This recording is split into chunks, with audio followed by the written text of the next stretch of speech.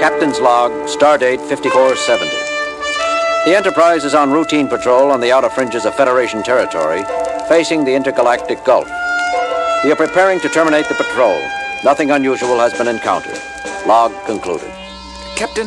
What is it, Mr. Sulu? I'm picking up all kinds of powerful radiation at extreme detector range. What kind of radiations, Lieutenant? I don't know, sir. Some of it's identifiable, and the rest resembles nothing I've ever seen before in my readouts.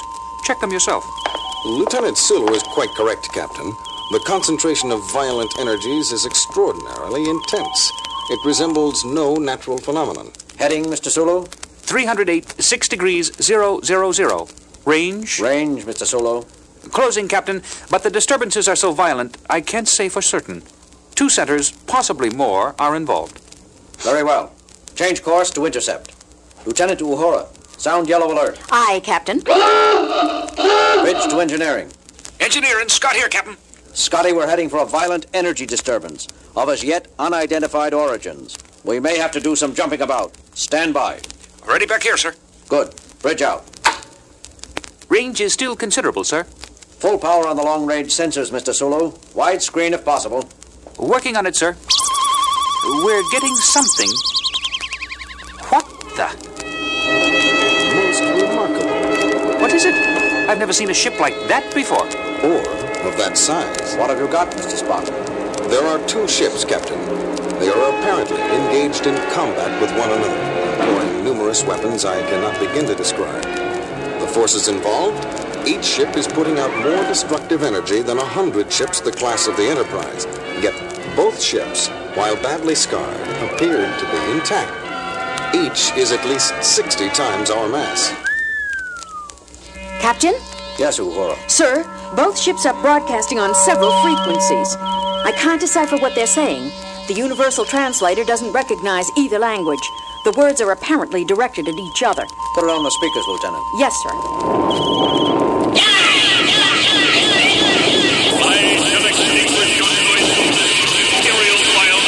Lower the volume and keep it on the speakers. Mr. Spock, how are you coming with identification? Nothing in records yet, Captain. Still processing. Intruder, identify thyself. Uhura, give me a reply frequency. Ready, Captain. This is Captain James T. Kirk of the USS Enterprise. Who are you? Where do you come from? What dost thou represent? The United Federation of Planets and its allied peoples. I repeat, who are you? I am the Red Worm, 333rd Super Dreadnought of my class, built by the unified Dre peoples. There is nothing in my computer banks of a United Federation. Therefore, I must assume you are unneutral. For God's sake, Jim, confirm that we are neutral. It has been assumed, Doctor. Didn't you hear? Yes, but I don't want that thing to forget it.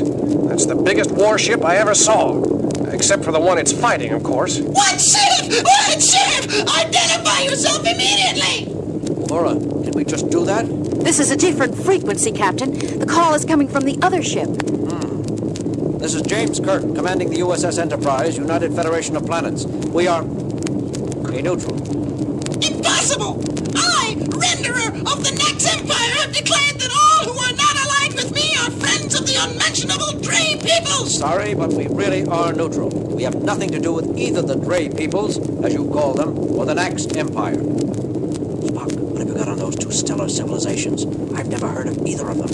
Working on it, Captain. You must listen to me, or if you...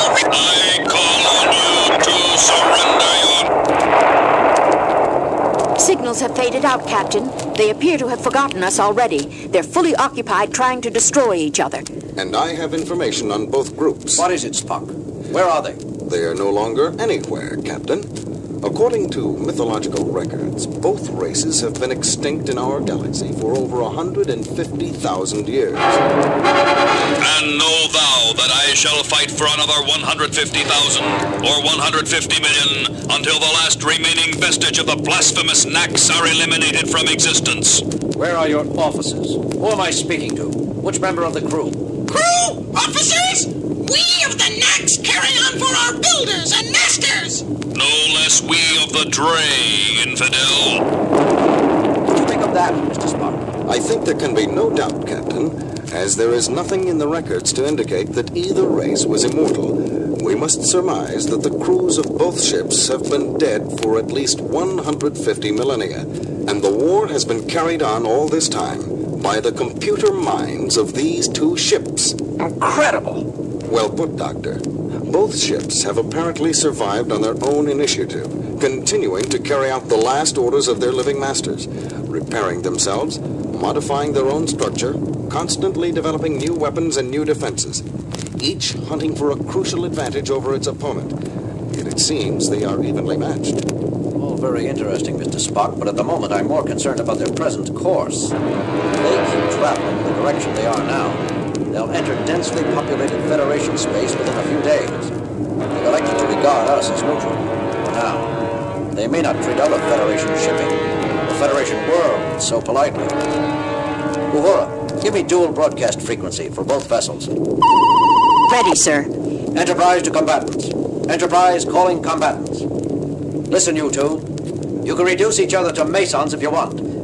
But can't you do it somewhere else? You are headed... A challenge! You would dispute my position? No. Forget what I said. Spock, what are we going to do? These two are so involved with each other, they've lost the ability to trust anyone else. But we have to turn them somehow. Maybe if we could discover the reason behind the fighting, we could mediate for them, Jim. Didn't you hear the insults they threw at each other, Bones? After 150,000 years, Doctor, I doubt that either ship recalls what the war was originally fought over. That's usually the case with most wars which last more than a few months. Still, we have to do something. Jim, how about taking sides, joining up to help one ship defeat the other? Too risky, Bones. We know nothing of either the Dre peoples or the Nax Empire. I can't opt for one side blind.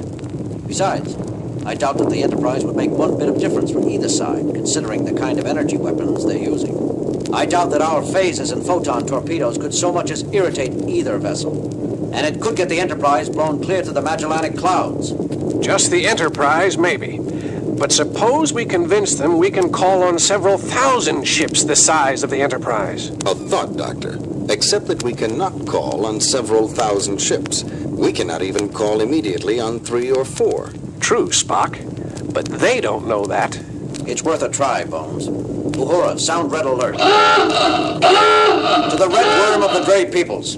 Unless you change your course, you will soon be set upon by thousands of warships of the United Federation of Peoples and will be destroyed.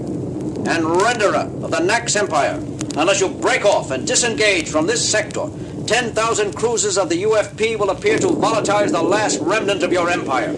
Sacrilegious interloper! Enemy of its Imperial Majesty, I have been deceived! Captain, both ships are changing course. Mr. Sulu, emergency overdrive. Warp 8. That was close, Captain. They both fired at our former position. With their minor batteries, I reckon. However, they regard the threat seriously, it seems. Both vessels are currently in pursuit.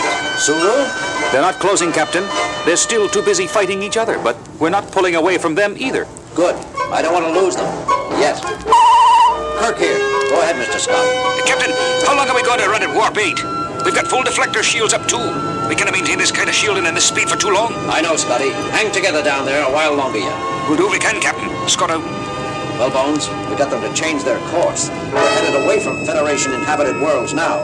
That still leaves the problem of convincing them to leave us alone. Well, I don't know what to suggest, Jim.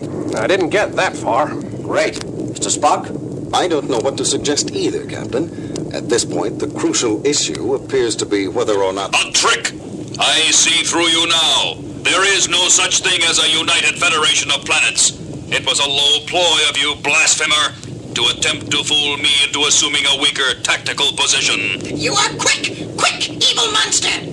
Did you truly think to trick me, with such a feeble lie? This United Federation, this tiny fabrication masquerading as an inhabited ship, is but a decoy, manufactured in your own perverted factories. You will pay for that.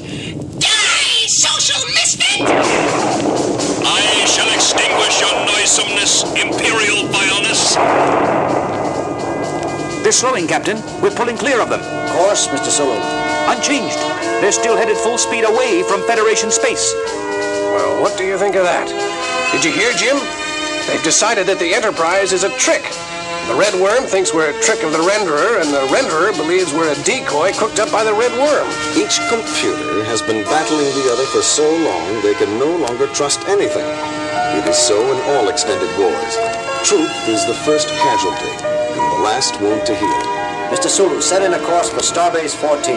Aye, sir. Detectors report both ships still heading out toward the galactic rim. And according to sensors, still fighting with each other as heavily as ever. It is sad, Captain. All that knowledge, all that power, devoted to continuing a war whose cause has long since been forgotten. What a waste. Sulu, reduce speed to warp factor 5. There's one thing that bothers me, though, Captain. What's that, Lieutenant? What happens if one ship, either the Red Worm or the Renderer, finally does win? Won't it start hunting for someone else to fight? We threatened them both in the name of the Federation. Won't the winner come looking for us? I wouldn't worry, Lieutenant Uhura. Both vessels have been in a state of constant warfare for 150,000 of our years, without either side gaining a lethal advantage. I think it's safe to say that they will continue to remain evenly matched for another 150,000 years. Let's hope so, Mr. Spock. Let's hope so.